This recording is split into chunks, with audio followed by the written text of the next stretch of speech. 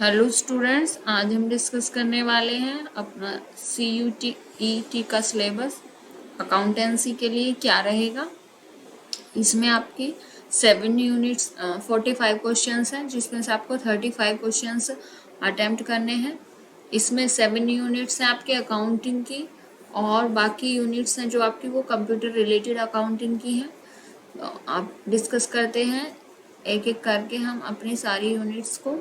First unit है accounting not for profit organisation. जो हमारी NPOs होती हैं उसके लिए जो भी अकाउंटिंग मेथड्स यूज़ किए जाते हैं, जैसे रिसिप्ट एंड पेमेंट मेथड होता है, इनकम एंड एक्सपेंडिचर मेथड होता है, उनके रिसिप्ट एंड पेमेंट अकाउंट या इनकम एंड एक्सपेंडिचर अकाउंट बनाए जाते हैं।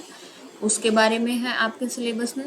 सेकंड यूनिट की अगर बात करें तो सेकंड यूनिट में है अकाउंटिंग फॉर पार्टनरशिप, जिसमें आपका nature of partnership firm, partnership deed, meaning and importance, final accounts of partnership, fixed और फ्लक्चुएटिंग कैपिटल के बारे में कि आप कौन से मेथड से अकाउंट्स मेंटेन करते हैं, division of profit among partners कैसा रहेगा, profit and loss appropriation account, ये सब इसमें आएगा।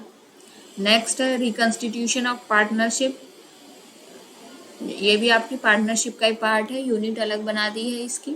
जब हमारा कोई पार्टनर एडमिट होगा या पार्टनर एग्जिट करेगा, या किसी भी रीज़न से जब हमारी पार्टनरशिप में जो है रिकंस्टिट्यूट हमें करनी पड़ेगी, तब क्या होगा। मेनली इसमें आ जाता है आपका सेक्रीफाइसिंग रेशियो, गेनिंग रेशियो, और revaluation of assets and liabilities के लिए अकाउंटिंग किस तरह होगी, और जो हमारे रिजर्व हैं या एक्यूमुलेटेड प्रॉफिट लॉस हैं उनका क्या करना है, वो इसमें हम सीखते हैं। गुडविल का वैल्यूएशन आएगा, factor affecting and methods of valuation, average profit method, super profit method, multiplier, capitalisation method goodwill के रिगार्डिंग, क्योंकि जब भी पार्टनर एडमिट या एग्जिट करेगा तब हमें नीड होती है गुडविल को भी वैल्यूएशन करने की। एडमिशन ऑफ अ पार्टनर पर क्या अकाउंटिंग ट्रीटमेंट होगा सारा, कि effect of admission of A partner, change in profit sharing ratio, accounting treatment for goodwill, revaluation of assets and liabilities, reserves का क्या करना है, कैपिटल का क्या एडजस्टमेंट होना है, सारी चीज़ें हमारी इसमें आएंगी।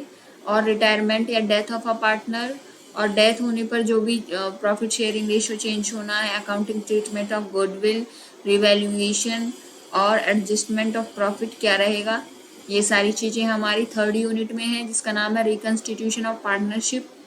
फोर्थ यूनिट में है dissolution of partnership.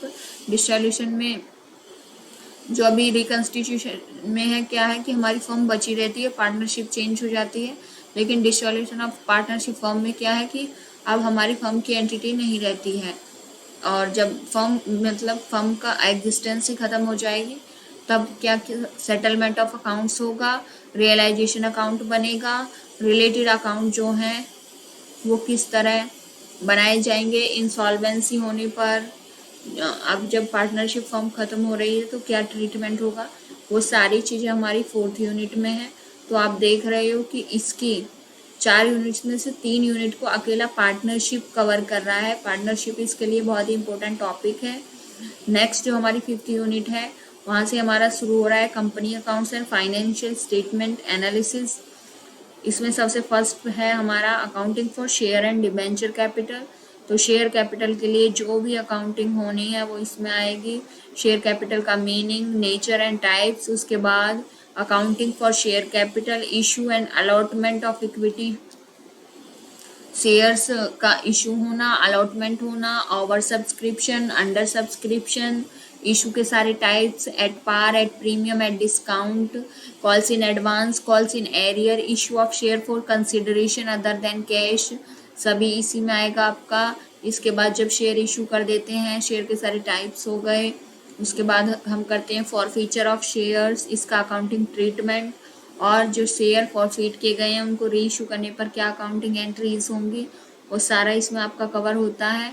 Presentation of share and debenture capital, company की बैलेंस शीट में हम कैसे दिखाएंगे दोनों चीज़ों को, शेयर और डिबेंचर्स को। इसके बाद ये आपका शेयर का कवर हुआ। इसके बाद हम देखते हैं issue of debenture. Issue of debenture में इशू ऑफ डिबेंचर जो है इसमें भी at par, at premium, at discount, सबसे पहले तो आपका इशू हो गया। इसके बाद issue of debentures consideration other than cash, other than cash ये भी इम्पोर्टेंट टॉपिक है इसका। पर अगर आप इशू ऑफ शेयर समझ लेते हैं तो काफ़ी हद तक इशू ऑफ डिबेंचर का काम आसान हो जाता है। इसके बाद रिडेम्पशन ऑफ डिबेंचर भी इम्पोर्टेंट टॉपिक है और थोड़ा टिपिकल भी है, इसको समझना चाहिए आपको अलग से, क्योंकि इशू ऑफ शेयर से इशू ऑफ डिबेंचर का काम लगभग हो जाता है, लेकिन रिडेम्पशन के लिए आपको फिर से एक नए कॉन्सेप्ट में एंट्री करनी होती है। इसके बाद out of proceeds of fresh issue, जो आप फ्रेश इशू करोगे या जो प्रॉफिट्स होंगे, सिंकिंग फंड होगा, उससे किस तरह रिडेम्पशन होना है, वो सारी चीज़ें इसमें आएंगी रिडेम्पशन ऑफ डिबेंचर में।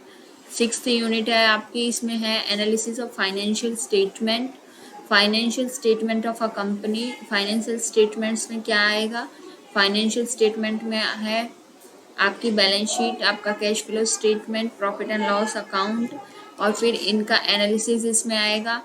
एनालिसिस में आएगा एनालिसिस का मीनिंग, सिग्निफिकेंस, पर्पस और लिमिटेशंस, थ्योरी के एस्पेक्ट्स आप कहेंगे।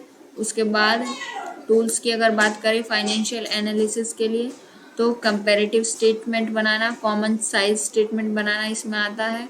अकाउंटिंग रेशियोज आएगा इसमें, आपके liquidity ratio, solvency ratio, activity ratio, सारे रेशियो। इसके बाद inventory turnover, debtors turnover, payable turnover, working capital का टर्नओवर, सारे टर्नओवर रेशियो हमारे एक्टिविटी रेशियो में आते हैं। प्रॉफिटेबिलिटी रेशियोज, ये सारे रेशियो एनालिसिस, मेनली आपका एनालिसिस और फाइनेंशियल स्टेटमेंट में 3 चीज़ें हैं, comparative statement, common size statement और उसके बाद रेशियो एनालिसिस। इसके बाद 7th जो हमारा यूनिट है उसमें है statement of changes in financial position. इसमें आपका आएगा कैश फ्लो स्टेटमेंट, और कैश फ्लो स्टेटमेंट के बारे में डिटेल से चीज़ें, मीनिंग, ऑब्जेक्टिव और उसे प्रिपेयर कैसे करना है, एडजस्टमेंट क्या होंगे, डेप्रिसिएशन से रिलेटेड, टैक्स से related, sale purchase of non current assets, ये सारी चीज़ें आपकी आती हैं इसमें।